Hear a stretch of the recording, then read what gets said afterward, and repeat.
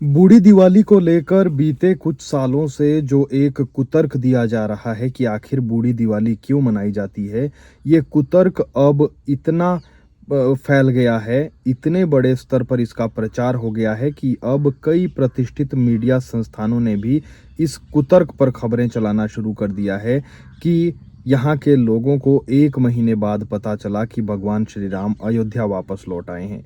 वरना आप खुद सोचिए, जहाँ पर बूढ़ी दिवाली मनाई जाती है उत्तराखंड के जौनसार में, सिरमौर के हाटी समुदाय में, या ऊपर कहीं कुल्लू शिमला कहा जाता है कि वहाँ पर भी मनाई जाती है, तो क्या वाकई में सिर्फ इन्हीं लोगों को देरी से पता चला कि जो है भगवान श्री राम अयोध्या वापस लौट आए हैं? ये कहीं तुक नहीं बैठता है ऐसी बातों का। ये जो तर्क दिया जाता है ये कोई ज़्यादा पुराना नहीं है। ये तर्क बीते 5-10 सालों से दिया जा रहा है, और वो भी तब जब बाहर से कुछ लोग हिमाचल आए, उन्होंने देखा कि यहाँ पर बूढ़ी दिवाली भी मनाई जाती है, तो किसी ने मजाकिया लहजे में कह दिया कि यार इन लोगों को, पहाड़ियों को बाद में पता चला कि जो है भगवान श्री राम वापस आ गए हैं, 1 महीने बाद पता चला। और वहाँ से फिर ये बातें उठने लगी और फिर ये तर्क दिया जाना लगा कि 1 महीने बाद लोगों को पता चला, जबकि ऐसा नहीं है। आप अपने बुजुर्गों से पूछिए, जब हम पूछते हैं, हम बात करते हैं, तो पता ये चलता है कि जब भगवान श्री राम वापस अयोध्या लौटे, पूरे देश में, पूरे राष्ट्र में खुशी का माहौल था। लोगों ने अपने अपने हिसाब से उस वक्त खुशियां मनाई। ये पटाखे उस समय तो थे नहीं जो पटाखे जलाने थे, दिए जले, घी के दिए जले, और लोग एक दूसरे के घर गए, नाच गाना हुआ, खुशियां मनाई, जैसी जिसकी इच्छा थी सबने खुशियां मनाई। लेकिन यहाँ के लोग, जहाँ पर ये बूढ़ी दिवाली मनाई जाती है, यहाँ के लोगों को, लोग उस वक्त भी और आज भी कर्म को पूजा मानते हैं, अपने काम को पूजा मानते हैं। उन लोगों के उस वक्त बहुत काम होते थे उस वक्त जब दिवाली मनाई जाती है। जैसे आने वाले समय में बर्फबारी होती थी बहुत ज़्यादा, तो लोग पहले ही अपने मवेशियों के लिए सूखा घास काट कर रखते थे। आज भी आपने देखा होगा दिवाली के समय के इर्द गिर्द सूखा घास इन क्षेत्रों में आज भी काटा जाता है, जिसे कहीं खौड़ कहा जाता है, कहीं घास कहा जाता है। इसके अलावा फसल को लेकर, खेत खलियान को लेकर कई काम होते थे।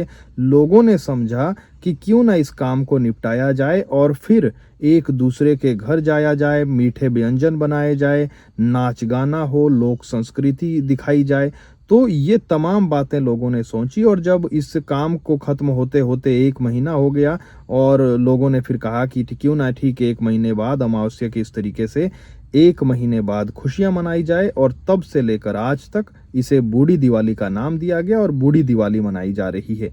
हालांकि पुख्ता सबूत, पुख्ता जानकारी कहीं नहीं है, लेकिन ये तर्क तो बिल्कुल नहीं है कि 1 महीने बाद लोगों को पता चला। इसलिए आप सभी से निवेदन है, अगर जानकारी नहीं है तो ऐसे कुतर्क आगे ना बढ़ाएं।